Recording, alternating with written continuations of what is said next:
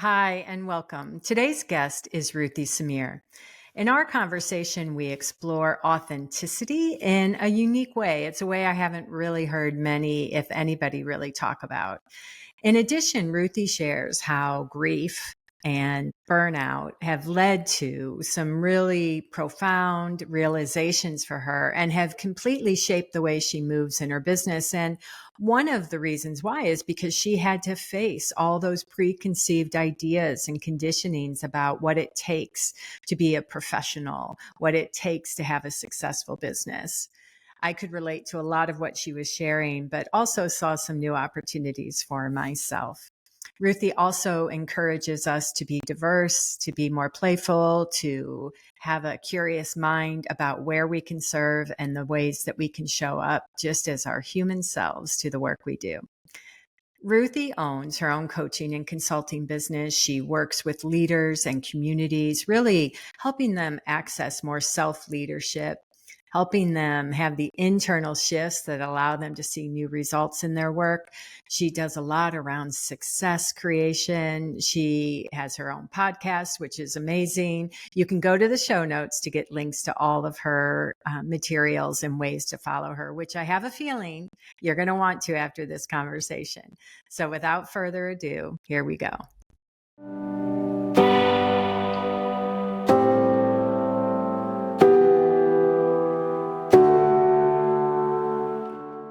Welcome, Ruthie. It is so nice to have you here. Thank you Hi, for Barb. coming. I'm so glad to be here. Thank you for having me. Well, yeah, full disclosure, everyone, we had a conversation. I guess it's been a couple weeks ago now, just to reconnect. And I had reached out to Ruthie and said, hey, would you be a guest? And we were laughing right before we hit record because that conversation just flowed and was so easy. So we're both excited to see what is revealed today and where we go. But I'd love to just start by saying you and I met 2 or 3 years ago now, maybe a little longer, as you were a part of Isla Coates' coaching program. And I was a speaker for a day or came into the group, and it was an immediate resonance. And after that, we got connected on LinkedIn and on social, as you do. And I reached out to you recently because as I was thinking about relaunching the podcast, I would see you and I sort of had this impression. So you can correct me. You can, set us straight. But I had this impression that over the last year and a half, maybe a little longer, that you were stepping into a new groove. Like there was something really alive in what you were doing and joyful, and I could feel your energy, and your work is diverse. So it was fun to see all the different kinds of meaningful work that you do. But what I'm really talking about is something seemed to have shifted or happened for you. So I'd love to just go there. I onto something? Did something Absolutely. happen? Absolutely. I mean, when you came into Isla's program, there was like direct, instant resonance for me with you. And since I've been following you in your newsletter as well, and every time you send like a message or an insight, I was like, oh gosh, I really resonate with Barb so much, and like where you're coming from inside in terms of what you share with the world and how you do your work. So it's super exciting to be here with you today. So, yeah, I think a lot of things shifted for me. There has been, if I think about myself from the place of being a coach and an entrepreneur now and a business owner for someone who was employed and in corporate for a very long time, it was a big transition to start to work for myself and to, pivot into my second career and all of this stuff. And it has had many chapters, but you're absolutely right. In the last like year and a half, something lightened up for me, but it was sort of like prefaced by a lot of emotional, you could call them challenges, but they were really life cycles, if you will. So I shared with you in our warm up call that I lost my grandmother we're coming up on 2 years now. And it was at a time where I was moving full time into self-employment, full time into working for myself, where I had this narrative of like, this is a moment. I'm now going to go full out, and I had so much energy. But then life served me something else, a moment to slow down and to really spend a lot of time with my grandmother, my beautiful grandmother, and to be really present with her. What I wasn't prepared for, and that was a beautiful time, some of my most well invested time, I would say. And but after she passed, I don't think that I was prepared for how that experience really opened me up to all of the grief that I had suppressed previously in my life and that I needed to sit with. So it was almost like she opened up a portal for me in sitting with grief. So for, I would say, the rest of that year, almost like 10 months, I wasn't really able to move and shake the way that I had anticipated. I had to surrender. I had to relinquish control. I didn't know where my money was going to come from. Didn't have energy to go out and look for new clients, come up with new products. I couldn't stop the flow of emotions, sadness, beauty, grief, and aliveness. There was just so much that was coming up for me. But the main thing was I allowed myself to be in it. And it was very counterintuitive. I was like, I live in a single income household. I was like, who's going to pay this mortgage, right?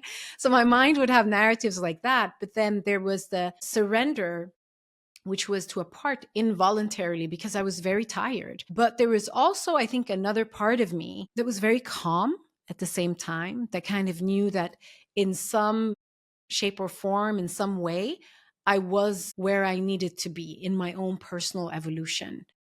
So that lasted intensely for about 10 months. And then there was, a few more months where I was sort of in the same state, but things started to slowly ease up a little bit. And to be very specific, I allowed myself to grieve very deeply.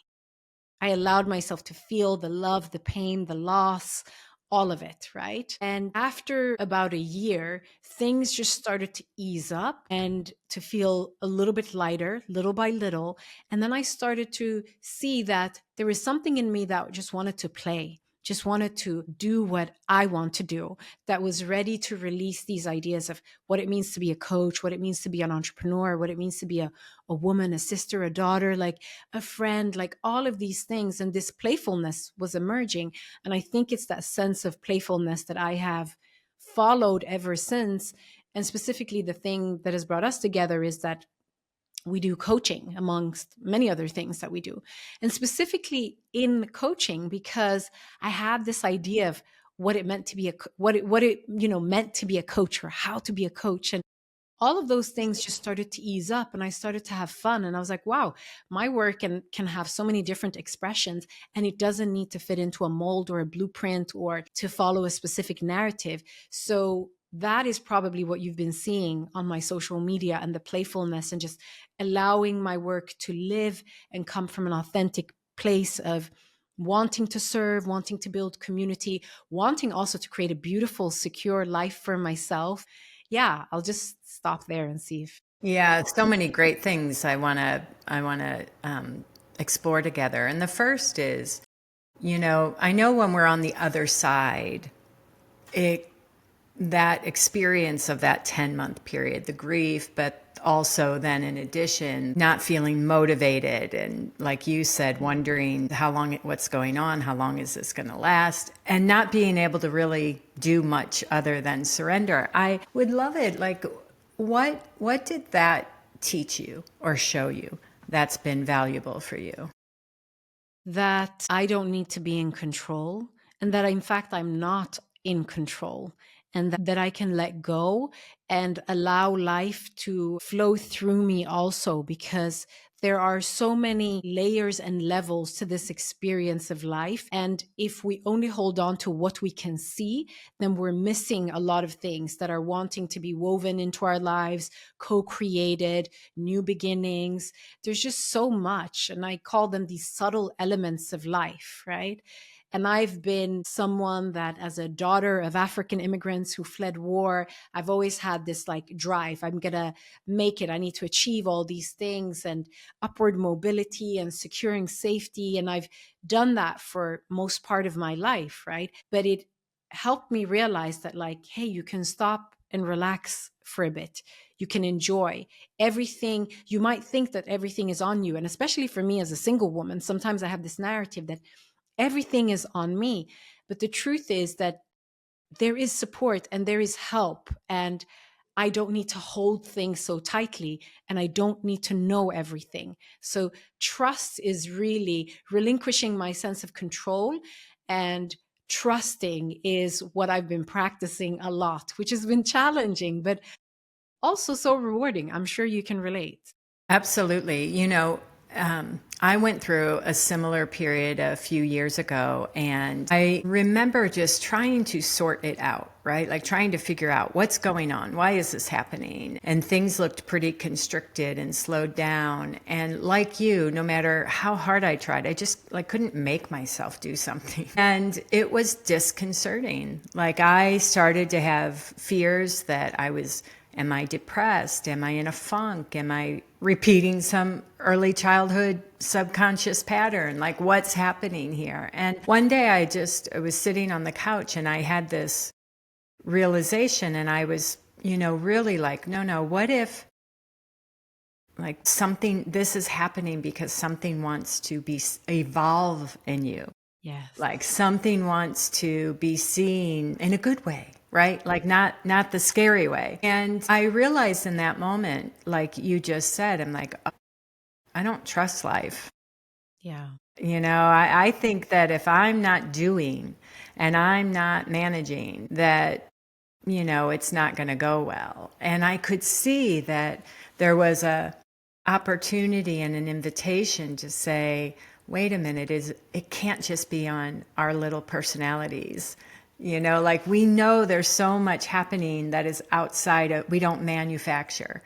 Yeah. So could I trust life? Could I trust myself? And I just want to say that as often happens, insights deepen, because just recently in the last year, things kind of took a turn and I moved back home to St. Louis to be by family, and I started experiencing a little bit of that again. But like you said, I love what you said, like the calmness was there. But I realized that I'd gotten a little bit hyper vigilant in my mind, like sort of on my case a little bit, like watching, are you on or off? Are you on course, off course? Is this what you should be doing? Did you do that right? Maybe you're not doing this. And then again, thankfully, I saw, and part of it was through a conversation with a good friend, like, oh, that is a symptom of something. Mm-hmm. And underneath it is the invitation again, and the fear, and to just allow, I can trust life. Yeah. Can I trust myself? Can I trust life? And those questions are profound and transformative, but sometimes life presents opportunities for us to really explore and consider that. Absolutely. And when you least expect it, like my grandmother's diagnosis was completely unexpected for us, right? It was not on our radar at all, right? But that is also an invitation in itself. Something that I was thinking about also, Barb, is how hard this is to trust and to allow when you're a doer, because I'm a recovering doer. I have a lot of traits around toxic productivity, a recovering people pleaser, and just I've had to unprogram myself from a lot of performative behaviors in general.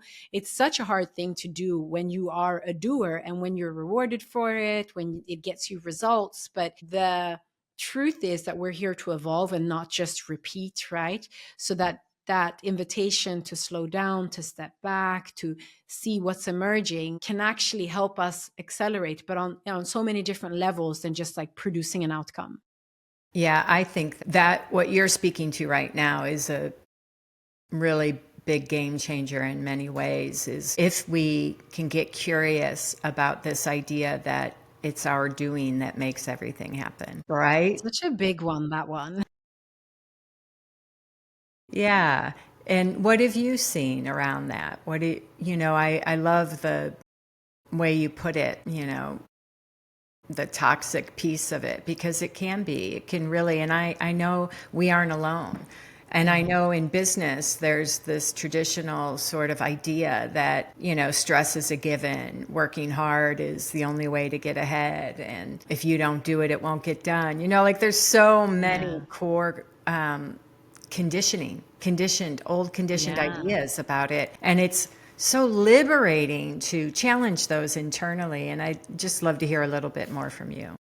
Yeah, I think it's like I'm kind of going to go to the end of my answer to that Yes. question. I think we challenge that by liberating ourselves internally around that, It's experiencing states that are the opposite of fear, limitation, scarcity, and taking in the present moment, taking in gratitude, presence, the abundance that exists in our lives, potential, the possibilities that can emerge at any given point. Because what helped me to come to some of these like expanded ideas that challenges this like scarcity based programming that we are exposed to a lot is just opening up and building a larger context for my thinking, understanding how structures like capitalism actually affect us, right? What is the premise of capitalism?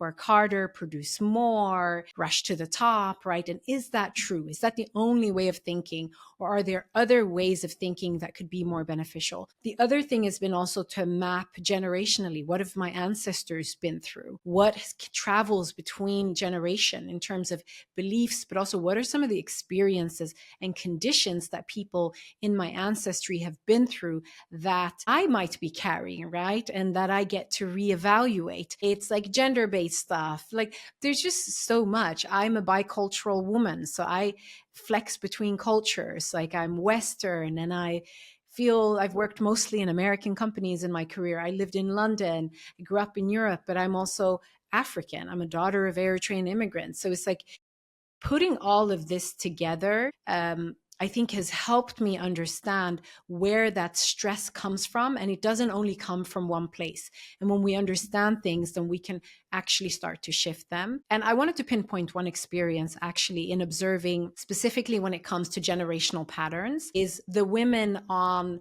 my dad's side of the family, specifically the women that come from his mother's side, my paternal grandmother's side. And I observed a lot of them. I have some badass aunties. They're amazing, but they work and they never stop working. And a lot of my other cousins have said, oh, you come from them. That's like a direct, you channel the same energy, right? And I think they're amazing and what they've been able to achieve. But I also want to introduce other alternatives, which is being able to be productive and rested, which is alternatives that they never had opportunities to even explore. So I feel in like exploring something else, an inner rested state, I'm also honoring them and their life experiences. But I think all in all, we have to start to experience that from the inside, like really settling from the inside, and then allowing that to inform our choices on the outside, and being curious about alternatives and challenging narratives around that things have to be this way. We have to be busy bees and work super hard and, all of this stuff. Are there other alternatives available? Can we be curious to that? Absolutely. And I love that you're highlighting that because, if it's a theory or a concept, then it will always feel shaky. But if we start to look and get curious and feel what it feels like to trust, even though the mind is chattering, saying you're not doing enough, to feel what it feels like to rest, to take time off, to not force something that you can't, isn't there. It's in the act of doing that. It's in that you start to get more solid in the, oh yeah, it really is okay. Oh yeah, life happens, whether I'm, taking a nap or working, and I think those patterns are so great. Like my mom too. I remember my mom said to me when I was living in Europe in Paris and I was working a lot. And then one time we were talking and she was like, I think I did that to you. My mom had to raise 7 kids on her own and she worked very hard. And we laughed about it, but yeah, I think, but her too, right? And so the idea that it's healthy to challenge those assumptions that have maybe just to everyone else look like a given, when we challenge those assumptions, when we listen to the nudge within that's saying, hey, there's another way, or hey, you can trust, or rest is good. I think that's really the way to go.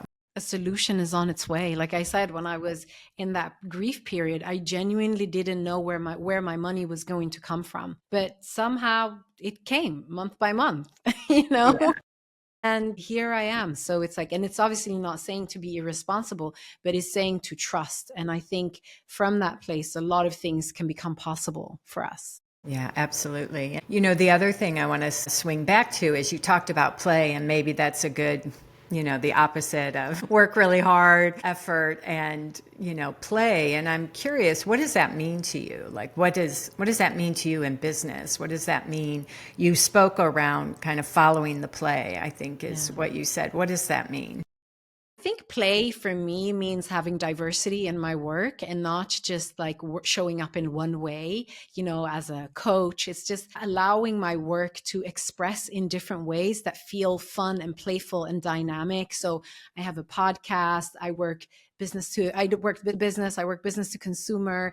I do local activations. I do global activate. I work with clients globally. I do work at like Soho House here in Stockholm. I do community-based work as well. I have a network for women of color in business. And I often also go in and support friends, acquaintances, community, people from my community in different ways around what they're working on as well. So I think it's just having your work have different sets of expressions. Recently, in one of the consultancies that I do, we went into a school and helped coach some teenagers in their business plans, right? Which was so rewarding for me and just so fun to work with like young people. I was like, I need to work with young people and kids, to not be stuck in an idea of my work needs to look like this, but that if, let's say, I guess a lot of coaches listen to this podcast, we can use the tool of coaching. What is coaching? It's a way of relating to people, connecting with people, right? You can use that tool in so many different ways, from like super paid, like corporate kind of engagements, to pro bono work, to, how you connect with your neighbors. It's just such a great tool to use in many different ways. And I think that my freedom has come from not allowing myself to limit myself to how I use it based on it has to, manifest in this type of environment, and I have to be paid this amount of money in order to do this work. But actually, it can live in so many different places, and they all kind of flow together and feed each other in this beautiful way. Yeah, so that's kind of how I think of it. And that feels playful to me. And it allows me to not have so much of an agenda, which I really enjoy. This like place of not having an agenda, but a place of just wanting to connect with people, serve with people, connect with people and serve people, and not be so focused on what my agenda is, and just seeing and things happen. I get invited to do corporate workshops here and there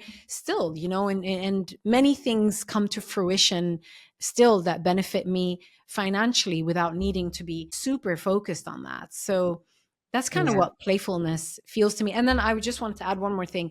Playfulness also in my private life, to have enough time to enjoy my private life and my loved ones and to have free time. Yeah. That's great. And you can see, like, it's a really great illustration of the holding it, being more open to opportunity, being that it doesn't have to look a certain way. That's an internal orientation, right? Yeah. And your willingness to play in different arenas. I know that years ago when I was first starting this business, I had this assumption that it would be all leaders and entrepreneurs because that was my field and that was my network. And some of that wasn't really getting the kind of traction I wanted. And I kept trying to solve that puzzle. But one day I was out driving. It was just this beautiful day, and it's in the Skagit Valley in the Pacific Northwest of the U.S., which is just a gorgeous part of the world. And I had this thought come in, and it said, do you really care who's on the other side of the table or across from you? Yeah. And it was very clearly, no, I don't.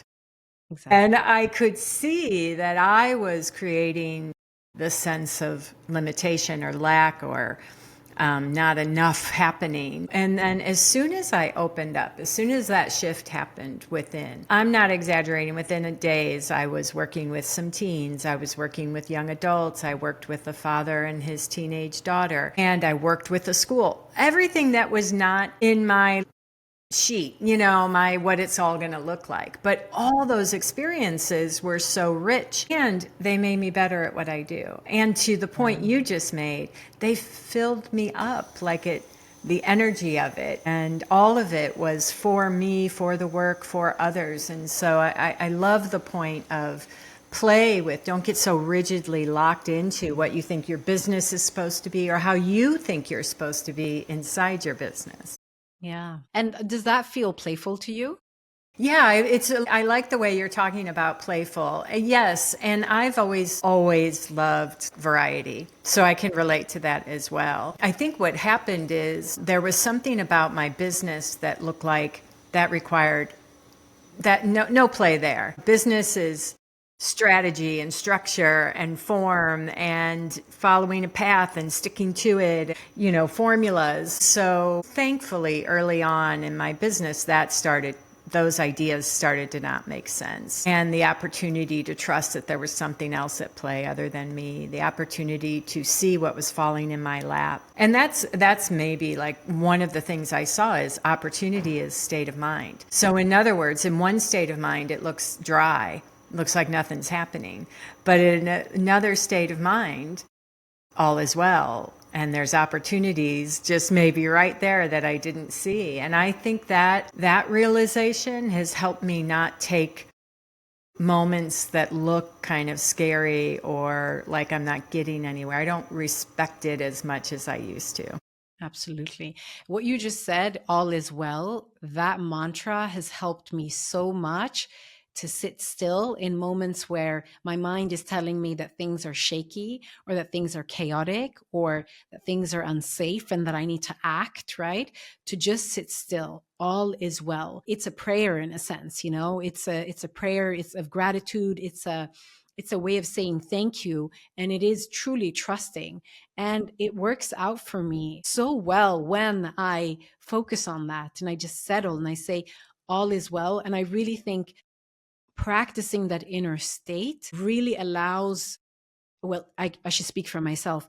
It has allowed me to break through the sense of limitation that my mind tells me, is present for me. I'm able to, and without pushing, it's just naturally kind of like, it's almost like, it's just like, oh, that veil, distortion, illusion is now gone. All I needed to do was to come back to myself, to relax, to trust, and then you proceed onwards. Yeah, that ability to find that space within, that all is well, to find the stillness, to find the calm beneath the storm of the mind or what's happening around us, I think there's no greater skill worthy of our attention, because, there's so many reasons for it. But one of them is what we create from that place will always be different than what we create or when we're responding from stress or fear or anxiety. The mind constricts in those situations. So, the way we think about it is very different when we connect to and remember and find the stillness and the peace. A little goes a long way, which is good news. Yeah. It will inform us in a more helpful way, a more insightful way, a wiser way around how to respond to whatever's going on. And it's a practice, Barb, right? It's like for anyone that's listening to this and that might be sitting with something that's very challenging for them right now. And we understand, we get it. We've been there many times, but it's really sitting with that and just trusting the process, and you will see results over time. I just also want to acknowledge that life can be very challenging, and what we're saying is very grounded in real life experiences, but it's like it's getting past that hurdle and just like trusting enough so you start to actually see the payoff or the result of trusting. And I think for me, it's the biggest payoff is that how I feel on the inside is the sense of freedom and inner liberation from my own like thought forms, from my own sense of limitation, that then opens me up to know what is the next right step. Yeah. And that I used to underappreciate just the value of feeling freer inside because I was so attached to what I was trying to create. Yeah. And as we've talked about, I felt like I had a job to do and I didn't want to mess it up. But when you begin, anyone listening, many of you have probably already have a sense of what we're saying.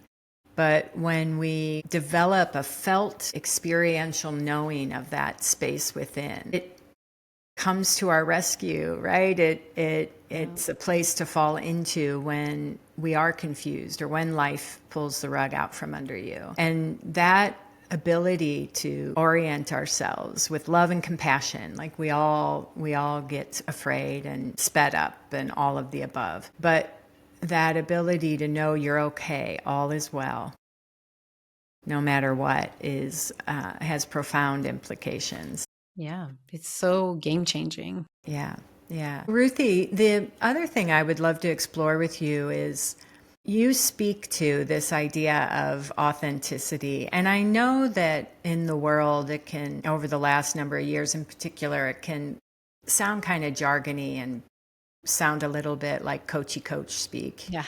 But I know in reading your things, listening to your podcast, and in our conversations, there's something really beautiful you're seeing around that, and that it did shape you. You've had some personal insight around it. So would you share? Yeah, I think the topic of authenticity really deserves to like be broken down so it becomes more relatable to people, because it's such a big kind of expression. What does it mean? How can I be authentic and all of that, right? I like to talk about this topic and a lot of topics from my own personal experience. So, as I shared with you in our first conversation, Barb, for me, I look at my life in like these two big chapters, which is life before burnout and then life after burnout. And what happened after burnout, as I was processing, how does an A-type, go-getter kind of personality that has always been able to will her, her mind has always been able to will her body and just like go for it.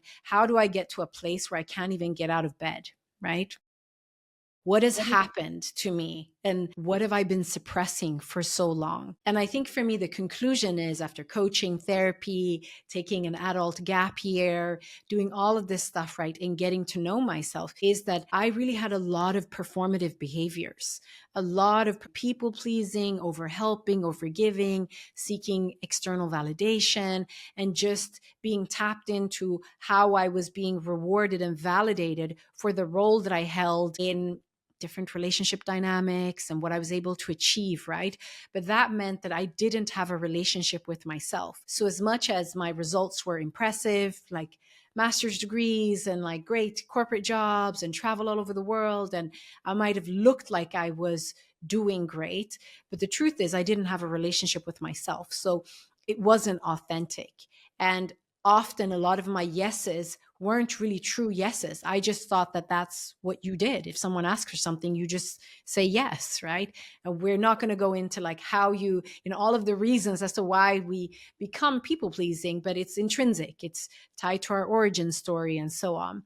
But what I learned was that I had to truly build a real connection with myself to understand, who am I? What do I like? What do I care about? How can I start to source validation and approval from within? How can I start to really understand that my worthiness has never been in question, and I don't have to like prove myself in order to be worthy. My worthiness has always been intact. So by peeling off the layers and understanding these performative behaviors that are often tied to complex PTSD as well, right? I think that I've just become more authentic. So now when I say yes, it really means yes. When I say no, it really means no. And sometimes when I'm afraid to say no, I hold myself accountable. I also allow myself to, take things step by step by step. And I've learned how to set more boundaries. I've learned how to honor my own life a lot more, my own self, my relationship with myself. And I think once you do, when you start doing this work, there is really no going back, because it feels so good. It feels so good to belong to yourself. It feels so good to be able to really be connected with your values. It feels so good to feel, just a sense of alignment within yourself. I always say that it's beautiful when we get to the space where we can be ourselves wherever we go, without needing to feel like, we have to code switch or people please or say yes when we really want to say no, when we can own our true desires, own our own needs, and source that sense of validation and approval, and also be okay with not being liked, being okay with sometimes disappointing other people, being okay with however people view us outwardly. So it's really getting into the shadow of a lot of the stuff that might be shame-based for a lot of us, and really looking at that and bringing it into the light and saying like, hey, I'm human. This is part of the human experience. And now I'm going to bring myself into alignment. And one last thing on this is that I also realized that when I was people pleasing and when I was showing up performative, I didn't know who I was.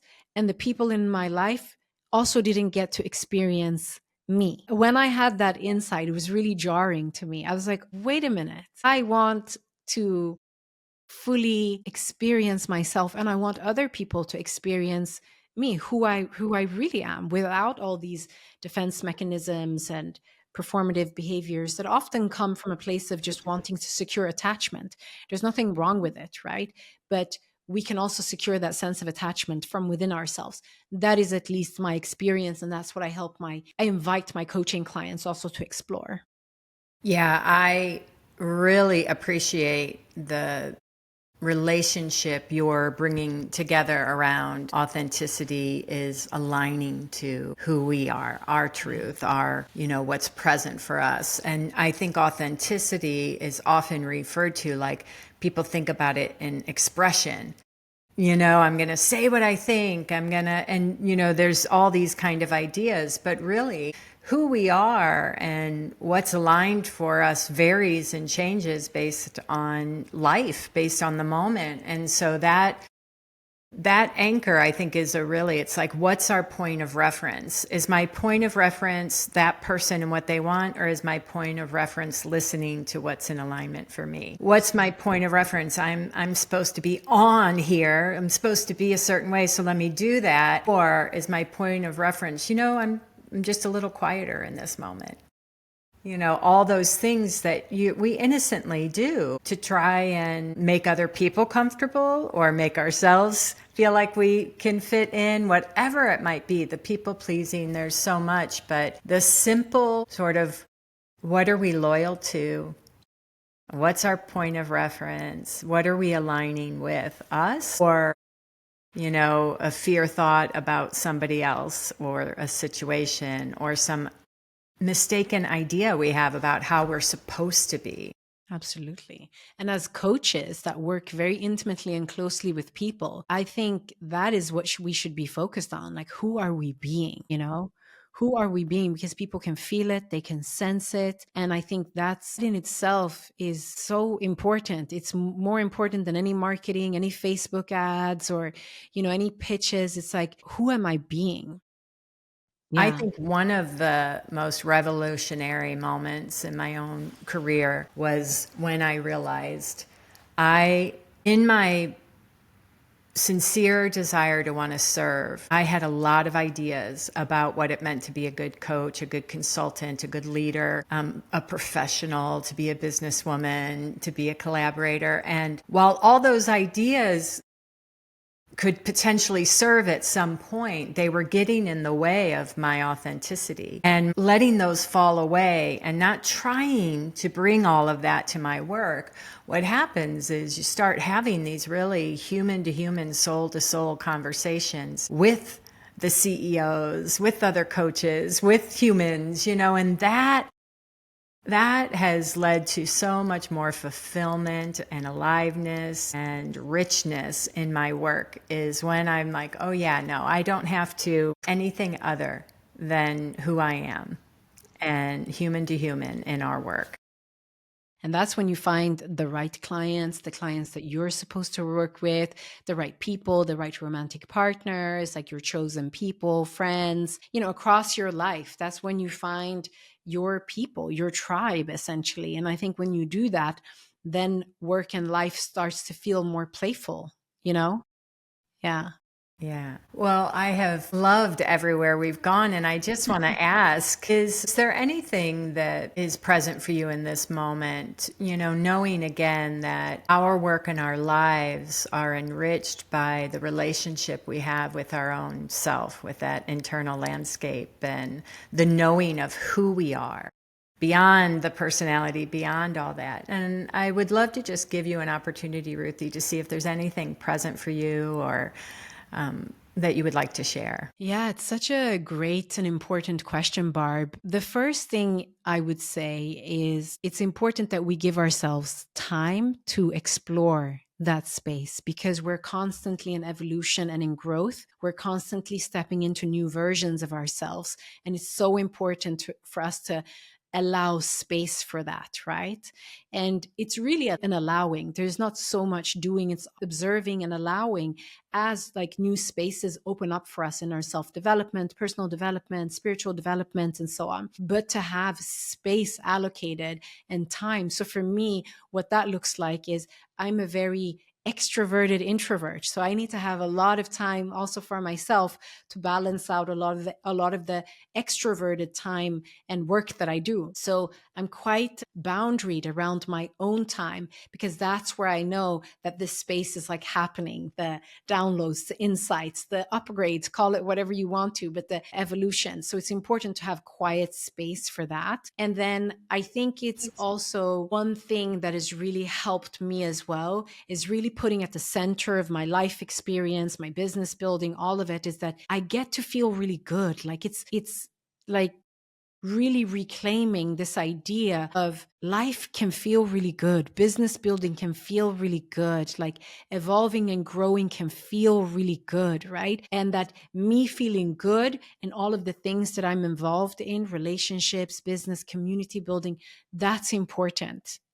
To not negotiate ourselves out of actually enjoying our lives. And feeling good and easy is not the same thing. Life will continue to be stormy and challenging. But for me, feeling good is about feeling aligned, feeling connected to my values, feeling like I've given things my best shot. I've been as authentic as possible, those kind of things. Because I think that often what we do is we negotiate ourselves out of just like kind of go along to get along and say, yeah, this is what it's like to have a business, or this is what it's like to be in a relationship, or all of these things. But it's to keep the door open for your ambitions and what you want to do in your life. You can also feel really good while you're doing those things. And we should hold ourselves up to that possibility. Yeah. Yeah, beautifully said. I know for me, when things start to feel a little dry or blah or heavy, I know I'm a couple things. One, I'm just in kind of autopilot, right? I'm in autopilot doer, on to the next thing, rather than dropping into life, dropping into my body, dropping into the present moment. Yes. And then often, as you're saying too, it's like, oh yeah, it's time for a break. It's time to go out in nature. It's time to do, connect with a friend. And I think Take a nap. yes, exactly. And that idea that, we can compartmentalize that we're business Barb and then there's Barb in life. Business Ruthie and Ruthie in life is an illusion. It's a trick of the mind. All of it informs our work. And so I love the emphasis you're putting on the whole life, not just the business activity. Absolutely. And I just want to say that I really love the work that you do in helping in all of the different contexts in which your work lives. And they're so dynamic that you are a stand for this, like us tapping into our inner state, because that is the driver, that is where we spend most of our time. And to get in alignment with our inner state is so important. And there's a direct link with inner satisfaction. So I just want to say that I really celebrate the work that you do. I'm so glad to be in community with you and to be connected with you. And Yeah, I've really like looked up to you and the work that you do, and you've been such an inspiration for me as I've moved into this coaching space as well, just really by being who you are. I remember the first coaching call and I was just like, she's so cool, and she's just like so like aligned with herself. You really emanate that energy. So thank you for that, and for being an example for me on what it means to be authentic on this journey of being a woman businesswoman coach and all of the different things. Well, thank you. Thank you very much. I appreciate that. And it is a mutual love fest, fan fest. And I think the work that you do is really important and meaningful. And I know you impact lives. And I also know that you're impacting systems. And you're impacting the way we look at things in our culture and community. And so your work is really important and inspiring to me as well. So thank you so much, Ruthie, for being here. And people will be able to find out more about you on the show notes page. We'll have links to all your things. But also, is there anything in particular, a place you want to point people to? Well, I have a podcast called the Zanta Podcast as well, which is a great resource. And my Instagram, Ruthie Zerai, and we'll put a link to my LinkedIn as well if anyone from your community wants to connect. But thank you all for listening, and thank you so much for having me.